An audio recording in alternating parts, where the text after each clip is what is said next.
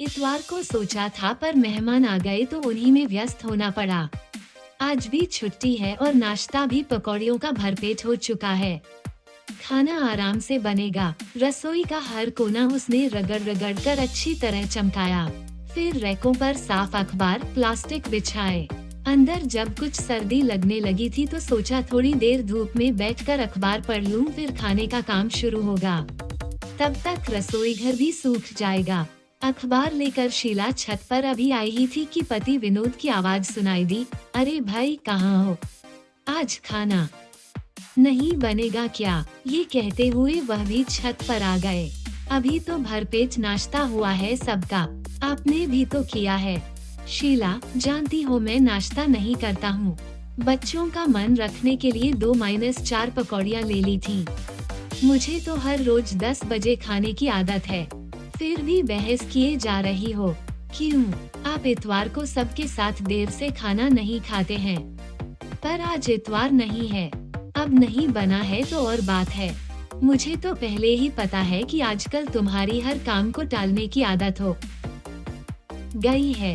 अब ये समय अखबार पढ़ने का है या घर के काम का? दूसरी औरतों को देखा है, नौकरी भी करती हैं और घर भी कितनी कुशलता से संभालती हैं। यहाँ तो बच्चे भी बड़े हो गए हैं, काम करने को नौकरानी है, फिर भी हर काम देरी से होता है। विनोद के ऊंचे होते स्वर के साथ शीला का मूड बिगड़ता चला गया। शीला अखबार वहीं पटक कर नीचे रसोई घर में गई। उबले आलू रखे थे, वे छौंक दिए और फटाफट आटा गूंद कर पराठे बना दिए। पर खाना देखकर विनोद का पारा और चढ़ गया। यह क्या, सिर्फ सब्जी पराठे? तुम जानती ही हो कि लंच के समय मैं पूरी खुराक लेता हूँ। जब नाश्ता बंद कर दिया है तो खाना तो कम से कम ढंग का होना चाहिए। पता नहीं तुम्हें क्या हो गया है। सारे उलझुल कामों के लिए तुम्हारे पास समय है, बस मेरे लिए नहीं। गुस्से में विनोद ने थाली सरका दी थी। शीला का मन हुआ कि वह भी फट पड़े। एक तो दिन भर काम में जुटे रहो, उस पर फटकार भी सुनो। आखिर कसूर क्या था? रसोई की सफाई ही तो की थी। चाय, नाश्ता, खाना, घर की संभाल, बच्चों की देखरेख में उसने जिंदगी गुजार दी, पर किसी को संतोष नहीं। बच्चों को लगता है माँ आधुनिक, स्मार्ट नहीं है जैसी औरों की मम्मी है। विनोद को तो अब नौकरी पेशा औरतें अच्छी लगने लगी हैं। 4 पैसे जो कमा कर लाती हैं, घर गृहस्थी संभालने वाली तो इनकी नजरों में गंवार ही हैं। विनोद तो बाहर निकल गए थे पर शीला ने बेमन से पूरा खाना बनाया। शुभा भी तब तक सहेली के घर से आ गई थी और शुभम कोचिंग से। दोनों को खाना खिलाकर वह अपने कमरे में आ गई और दिन तो शीला काम पूरा करने के बाद टीवी देखती, अधबुना स्वेटर पूरा करती या कोई पत्रिका पढ़ती, पर आज कुछ भी करने का मन नहीं था। विनोद का ये बेरुखी भरा व्यवहार वह पिछले कई दिनों से देख रही थी। आखिर कहाँ गलत हो गई वह? क्या इन घरेलू कामों की कोई अहमियत नहीं है? अगर बाहर नौकरी करती होती तो क्या तभी तक शख्सियत थी उसकी? शादी हुए 18 साल हो गए। जब शादी हुई थी उसी साल MA फर्स्ट डिवीजन में पास किया था। चाहती तो तभी नौकरी कर सकती थी, इच्छा भी थी, पर उस समय तो ससुराल वालों को नौकरी करती हुई बहू पसंद नहीं थी। विनोद भी तब यही कहते थे कि बच्चों को अच्छे संस्कार दो, उनकी पढ़ाई में मदद करो, घर संभाल लो, यही बहुत है मेरे लिए। उसने सब कुछ तो उन्हीं की इच्छानुसार किया था। देवर की शादी हो गई, देवरानी आ गई, तब भी सास ससुर उसी के पास रहे। बड़ी बहू हम लोगों का जितना ध्यान रखती है, छोटी नहीं रख पाती, मांझी तो अक्सर कह देती थी। बच्चों को संभालना, बूढ़े सास ससुर की सेवा करना, घर गृहस्थी देखना, सब कुछ तो कुशलता से निभाया था उसने। फिर ससुर जी की मौत के बाद ये सोचकर मांझी का ख्याल वह और भी रखने लगी थी कि कहीं इन्हें अकेलापन महसूस न हो। पर अब क्या हो गया? ठीक है, बच्चे अब बड़े हो गए हैं, उन्हें अब उसकी उतनी जरूरत नहीं रही है। मांझी ने भी अपने आप को सत्संग, भजन, पूजन में व्यस्त कर लिया है। विनोद का प्रमोशन हुआ है, तब से उनकी भी जिम्मेदारियां बढ़ गई हैं। मकान का लोन लिया है तो खर्चे भी बढ़ गए हैं। बच्चों की भारी पढ़ाई है, फिर शुभा की शादी भी 4-5 साल में करनी है। शायद इसी बात को लेकर विनोद को अब नौकरी पेशा औरतें अच्छी लगने लगी हैं। पर क्या देखते नहीं कि उसकी भी तो व्यस्तता बढ़ गई है। सुबह 6 बजे से काम की जो दिनचर्या शुरू होती है तो रात को ही सिमटती है। फिर उन्हें ऐसा क्यों लगता है कि वो फालतू है? घर के सारे काम क्या अपने आप हो जाते होंगे? और तो और शुभा जब से बाहर हॉस्टल में गई है और शुभम की कोचिंग शुरू हुई है, बाजार के भी सारे काम उसे ही करने पड़ रहे हैं। पर नहीं, सबको यही लगता है कि वो फालतू है। सबको उससे शिकायतें ही शिकायतें हैं। और तो और मांझी पहली बार 10-15 दिन को देवर के पास गई तो वह भी जाते समय कहने में नहीं चूकी, बहू तुम मेरी देखभाल करते करते थक जाती हो तो सोचा कि छोटी के पास कुछ दिन रह लूं। अनमनी सी शीला फिर बाहर बरामदे में पड़े मुड़े पर आकर बैठ गई थी। शुभा पास ही बैठी सिर झुकाए डायरी में कुछ लिख रही थी। क्या कर रही है? माँ, अब दिसंबर खत्म हो रहा है न, तो अपनी उपलब्धियाँ लिख रही हूँ इस जाते हुए साल की और तय कर रही हूँ कि अगले साल मुझे क्या क्या करना है। नए संकल्प भी तो करूँगी न। अच्छा, क्या उपलब्धियाँ रही? माँ, विशेष उपलब्धि तो इस वर्ष की यह रही कि मेरा मेडिकल में चयन हो गया। अब मैं संकल्प करूँगी कि मेरा करियर इतना ही अच्छा रहे, अच्छे नंबर आते रहे हर परीक्षा में।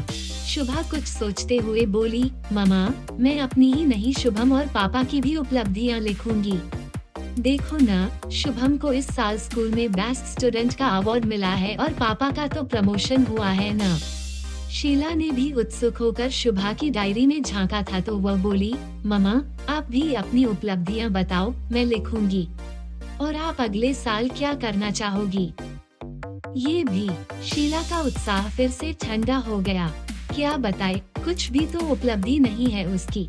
अब घर भर के लिए फालतू जो हो चली है वह, और एक ठंडी सांस न चाहते हुए भी उसके मुंह से निकल ही गई। ओ माँ, आप बहुत थक गई हो, आपको थोड़ा चेंज करना चाहिए। शुभा कह ही रही थी कि फोन की घंटी बजने लगी।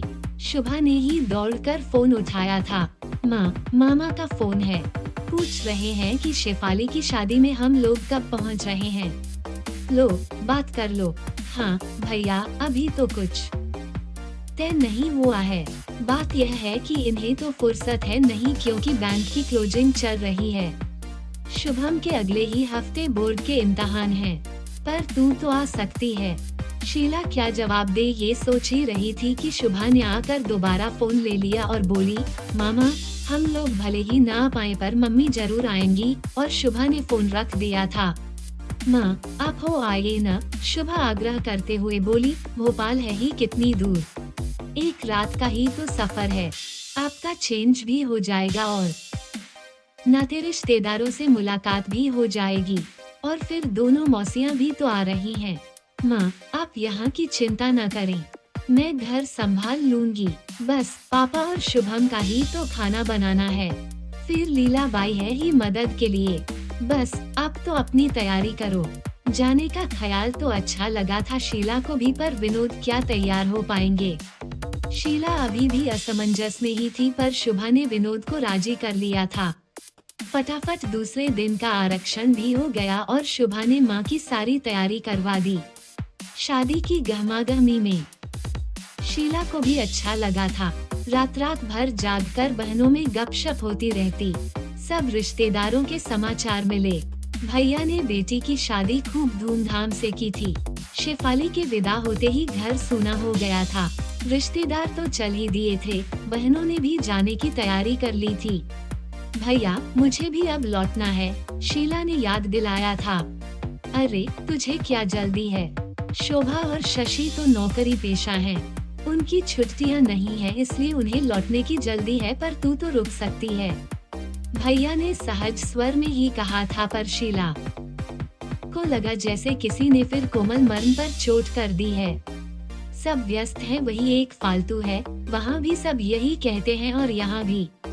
भैया के बहुत जोर देने पर वह 2 दिन रुक गई, पर लौटना तो था ही।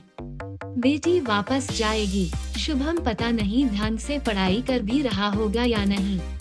सब कुछ भूलकर उसे भी अब घर की याद आने लगी थी। स्टेशन पर सभी उसे लेने आए थे। माँ, बस दादी नहीं आ पाई आपको लेने क्योंकि वो अभी यहाँ नहीं है, पर उनके 2 फोन आ गए हैं और वे जल्दी ही वापस आ रही हैं। कह रही थी कि मन तो बड़ी बहू के पास ही लगता है। शुभा ने पहली सूचना यही दी थी। उधर शुभम कहे जा रहा था, आपने इतने दिन क्यों लगा दिए लौटने में, 2 दिन ज्यादा क्यों रुकी? अच्छा, पहले घर तो पहुंचने दे। शीला हंसकर रह गई थी। विनोद चुपचाप गाड़ी चला रहे थे। घर पहुंचते ही शुभा गरम चाय ले आई थी। शीला ने कमरे को देखा तो काफी कुछ अस्त व्यस्त सा लगा।